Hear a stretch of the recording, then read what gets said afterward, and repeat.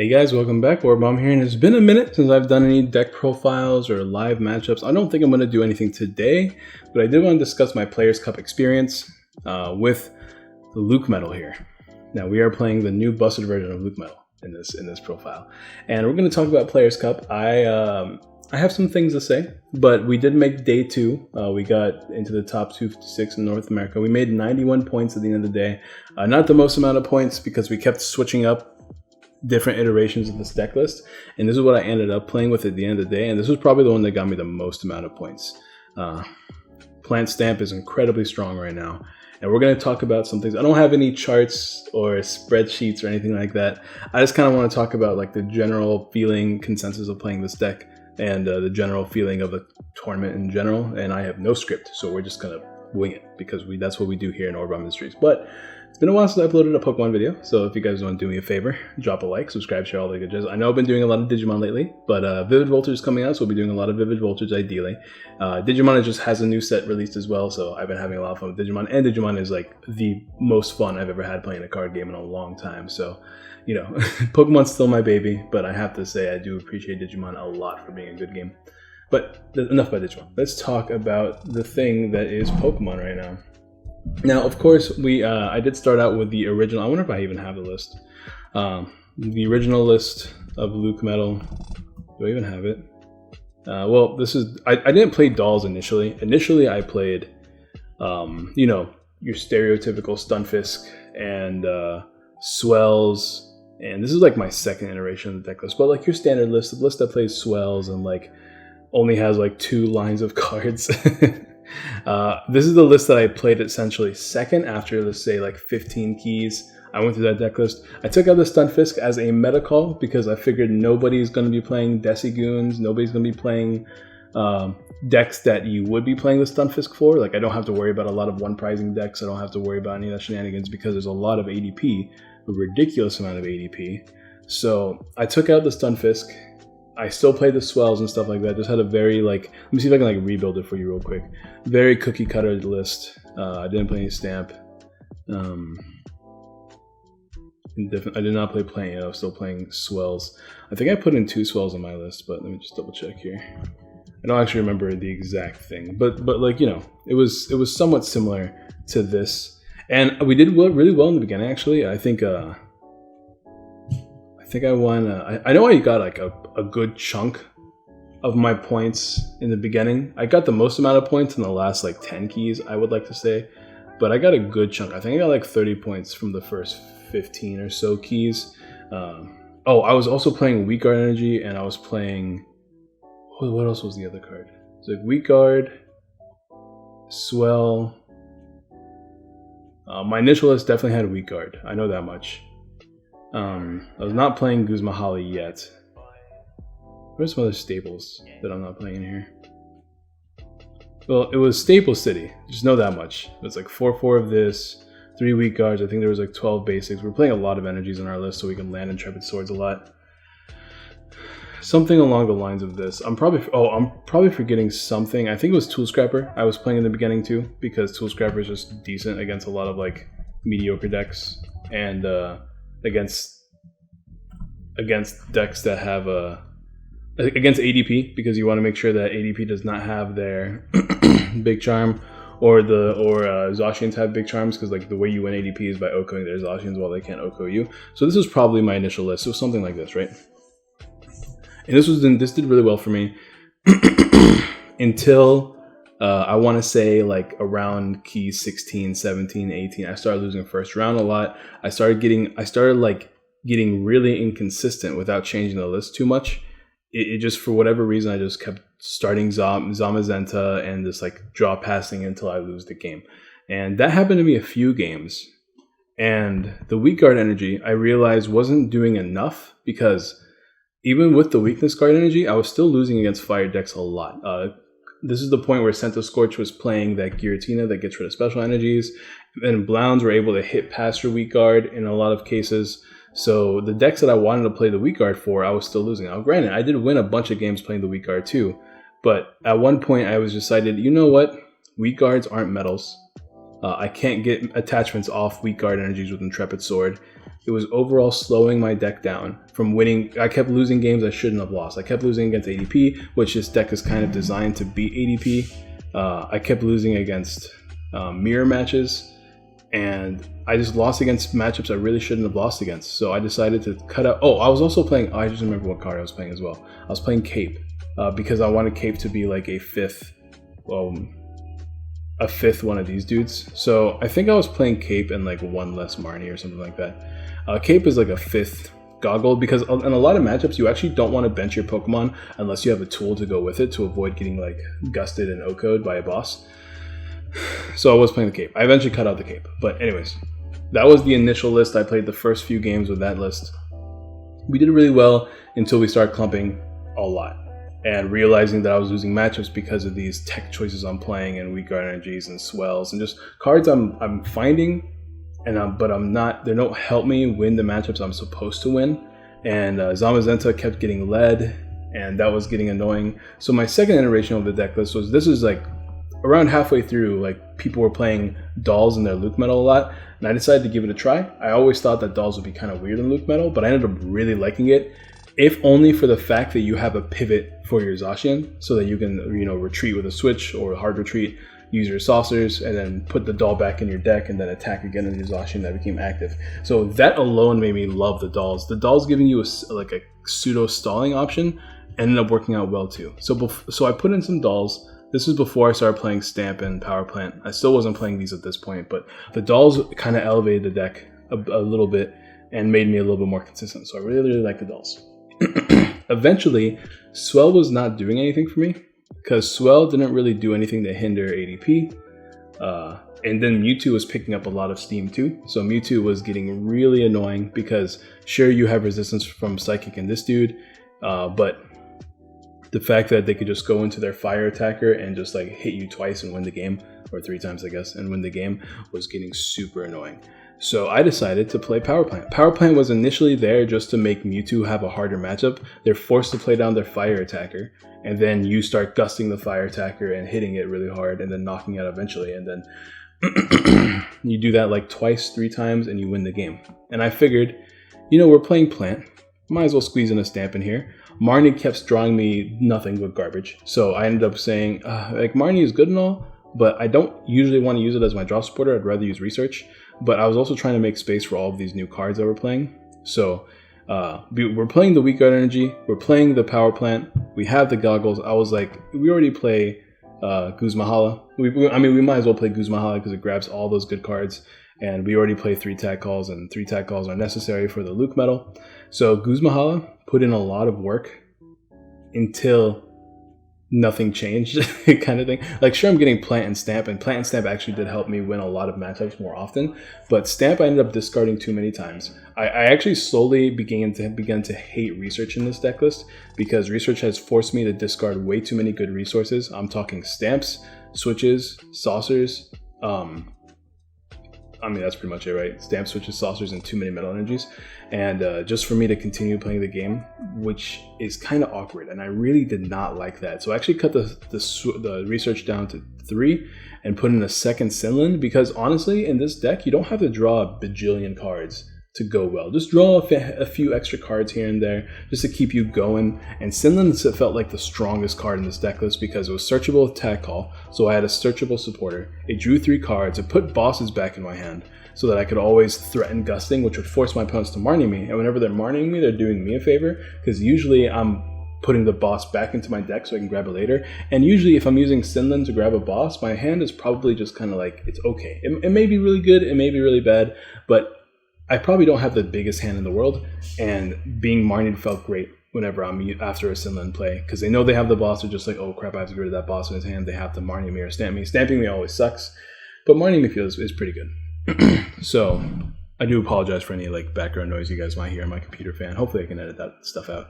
So this was the list. This is done okay for me. This wasn't like the best I was running, but I was winning games more often, and but I was still losing to like the same shenanigans, which is like I keep drawing these cards that don't win me games. Sure, I can stall a little bit longer, but that little bit of stall that I added to the deck list didn't help me draw out of the situations because my opponent still kept setting up. And in this format, if your opponent sets up, it's almost like guaranteed you lose the game because it's a very fast-paced format. So, so I decided to say, you know what? I'm sick of losing these matchups that I should never lose. I should almost never lose ADP because the whole game plan is that they GX and then I follow up with my own GX attack. And if I GX their ADP, unless they pop off with like a bajillion saucers and they set up a Zacian out of nowhere and they gust at the same time and swing at me, they should not win that matchup. I should be able to set up my dudes before they do, and also be able to OHKO their dudes while they can't OHKO me, because hopefully by that point I have found a few goggles to put on my Zacians. And I really liked the plant stamp idea, and I really liked the Lily's polka doll. Stamping my opponent down to a low hand size, which is actually perfect in this deck list, because the idea is they knock out one LucMetal, because LucMetal is going to be using Steel Fist and Full Metal Wall, usually to set up knockouts for Zacian. So it's going to be just essentially attacking over and over and over again until it gets knocked out. And usually a Zacian gets knocked out. So your opponent has taken 5 prizes if they're not ADP. And then you just stamp them to 1, usually with a power plant down, and then they just can't do anything most of the time. I will say that I'm pretty unlucky when it comes to stamps. My opponent's always top deck Researcher Boss. It's actually kind of ridiculous how many times we've been cheesed in Players Cup, but I digress. Most of the time, Plant Stamp has won me the game. It's actually done so well for me that this is how I've beaten the majority of fire decks. But things like Blounds, specifically Blounds actually, is really great to go against with Plant Stamp, because you use your GX attack, you just start swinging on things. Usually you attack with Zamazenta in that matchup because Zamazenta can OHKO all the dudes that are not GXs.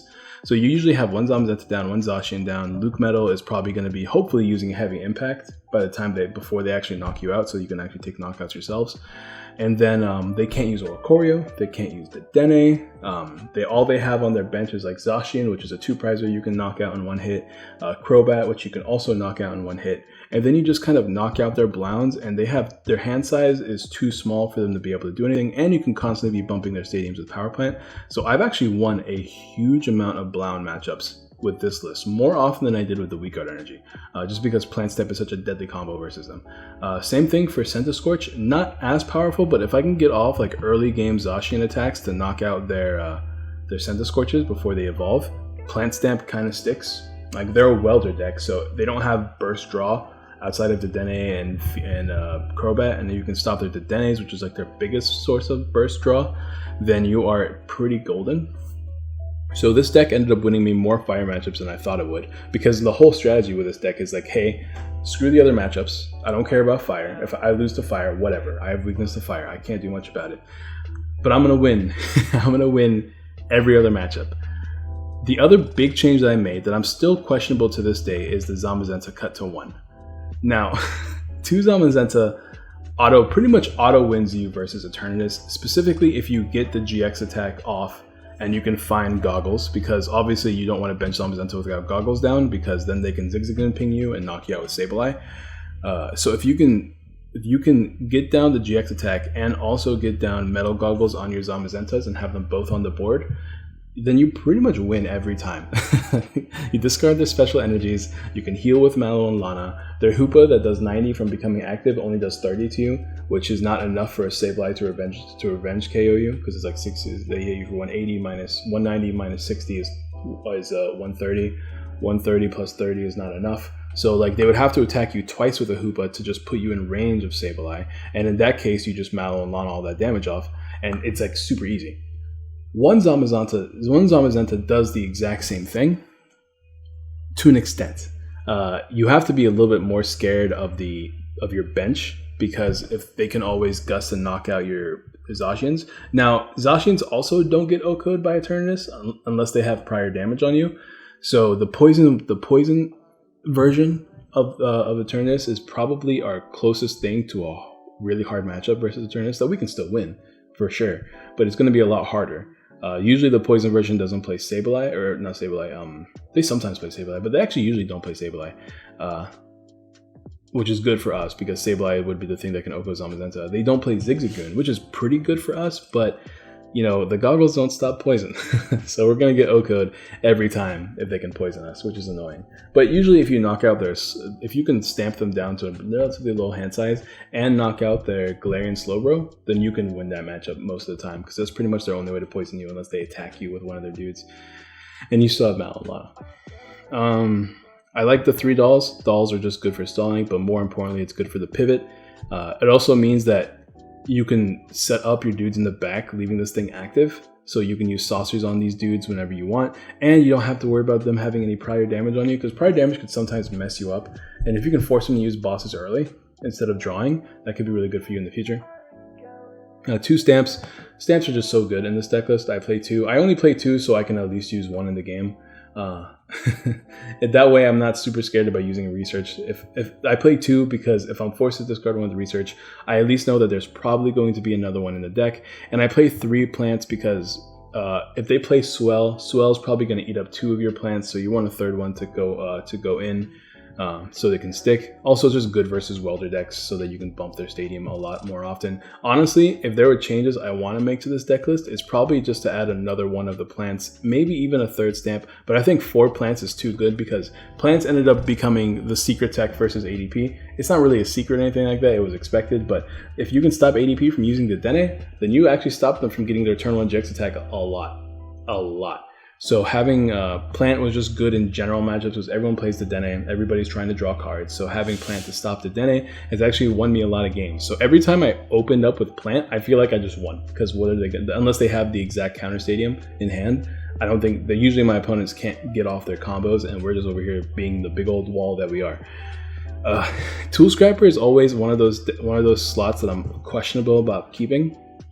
I'm keeping it for now. I mean, obviously, like, the Players' Cup is over, right? At least the first round of it is over, right? So I don't have to worry about it anymore. But I'm keeping it because my buddy Gumball said it best. You never know when you're going to run into a rogue deck. And the rogue HP numbers that some of these decks can have when they play Giant Charm will actually mess you up. So having the Tech Tool Scrapper is really good. Honestly, as I think I'm always going to keep this card. Even though it's always like the slot that I feel like could always be cut, I think it's worth keeping. Anything else interesting? Oh, Mallow and Lana. Mallow and Lana is another one of those cards where I'm always questionable about keeping 2 of them.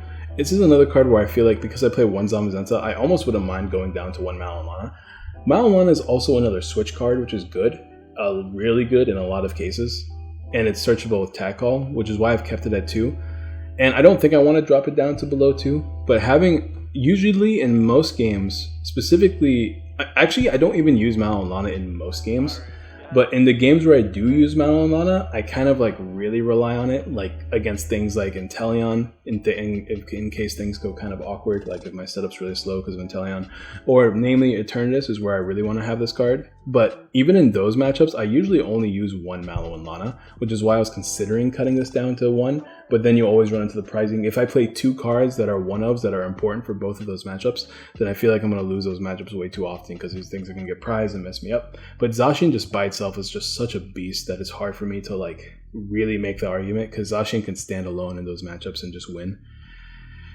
So yeah. I'm playing 12 energies, like to go higher just so I can land them off Intrepid Sword, but 12 just gets the job done for the time being.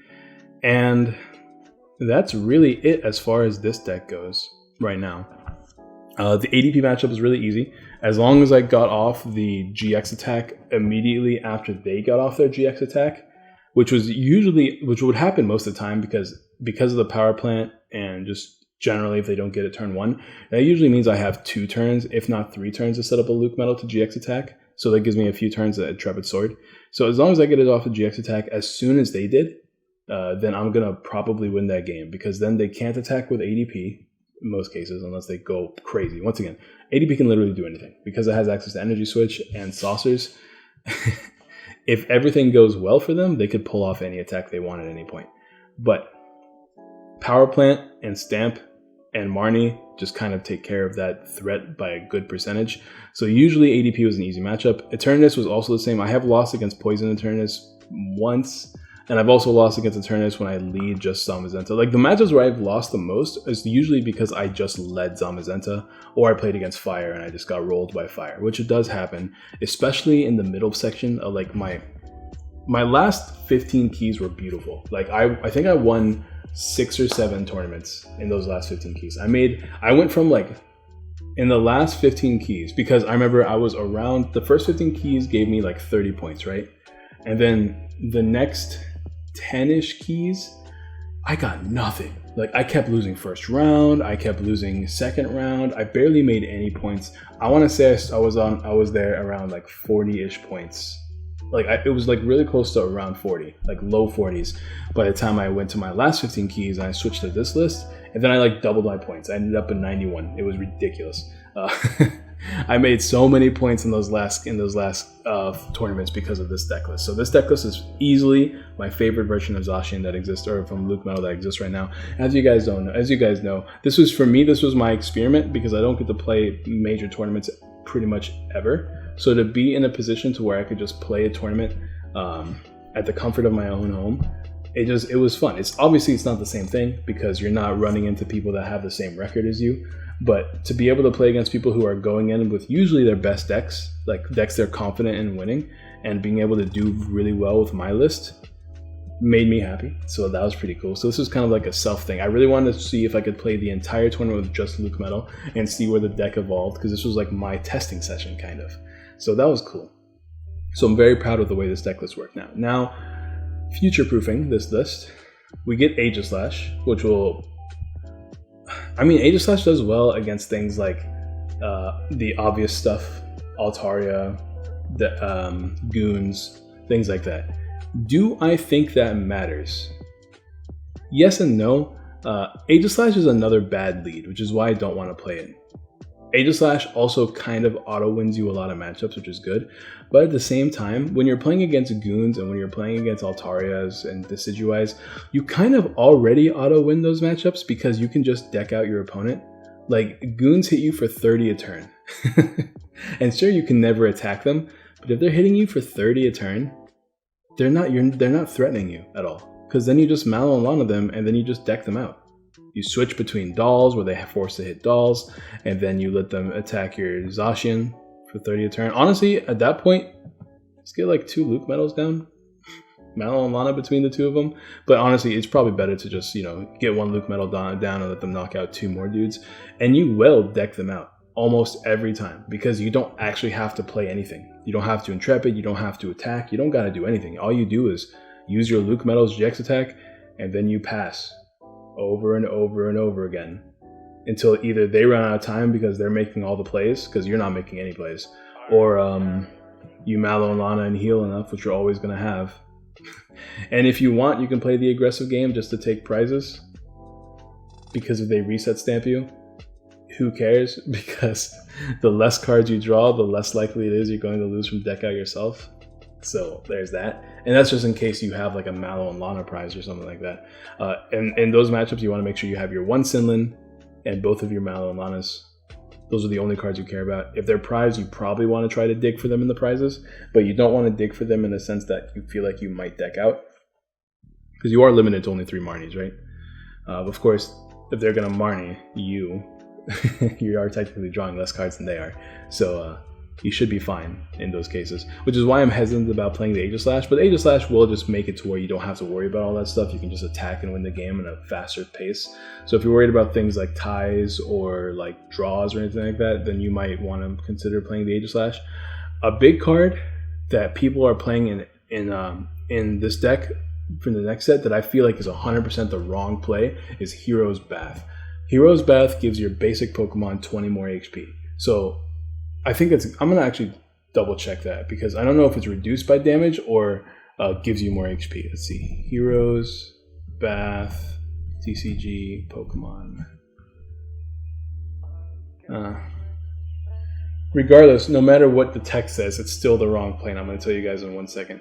Both basic Pokemon and play take 20 less damage. Okay, so it is way strong, obviously, to take 20 less damage, plus 30 less damage, plus another 30 less damage. Taking 80 less damage from attacks is obviously absurd.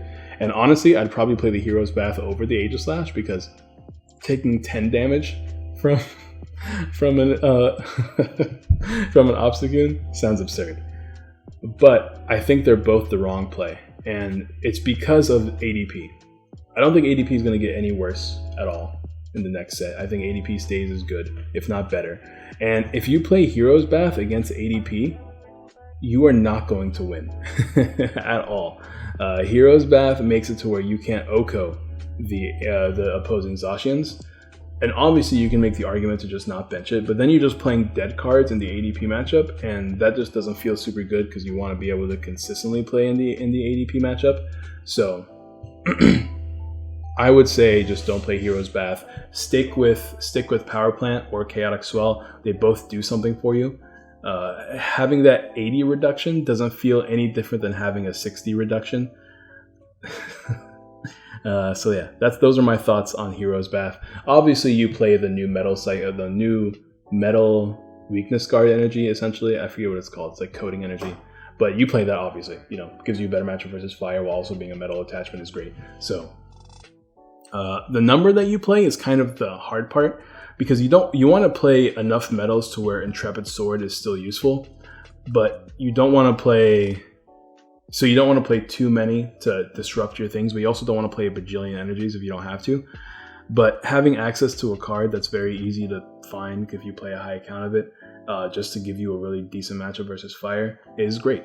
It really is just great. Your Center Scorch matchup is still kind of tough, but it's just another one of the things where like you can't bench a Pokemon unless you have that appropriate metal energy. So I think I'd probably go down to no less than 10 metals. And I would want to play 4 of those metal energies for sure, which means I'd have to cut out 2 cards somewhere. Maybe 1 Doll and 1 Tag Hall. I'm not too sure yet. I would have to actually continue testing out numbers. The metal coding energy, whatever it's called, that definitely goes in.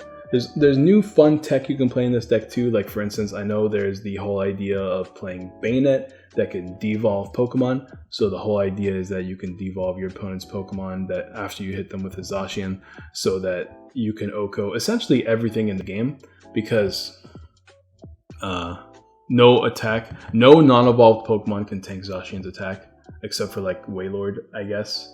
So if you play Bayonet as like a tech 1-of or like a 1-1 line or a 2-2 line, you could deal with that. I feel like that's overall unnecessary. And you are taking less prizes. In most cases, you actually don't want to take 3 prizes. You want to take 2 prizes so you're not weaker to stamp. So the prize argument doesn't matter as much, but it's the fact that you're putting in 2 cards, and then you have to play things like Pokecoms, which will in theory add a little bit of consistency, but Pokecoms suck unless you're playing like at least 15, 16 Pokemon, and even then it's not that good. You want to be playing like 20 Pokemon for Pokecom to be a really good card. So I'm not sold on the whole Bayonet, at least in this deck. Maybe in like an ADP build, but even then, maybe a pure Zacian build could be good. Things that play like Bird Keepers and Jirachis, like lots of Pokemon. Aggro Zacian, we might try that out. That feels like a really fun deck. Aggro Zacian does lose to ADP and will probably lose to LucMetal though, so keep that in mind. You will most likely lose those matchups, but you'll be able to win against all the VMAX decks pretty consistently. So take your trade there. You know what I mean? I think that's everything I have to talk about. This has been a 30-minute video, but yeah, I mean, we made it to the next day for the Players Cup, so I don't know what that means yet. But we did it, so that's kind of cool. 91 points with like a good 50 of those points coming from the last 15 keys when I started playing this list. So this is probably the most busted version that exists ever. I don't care what anyone else says.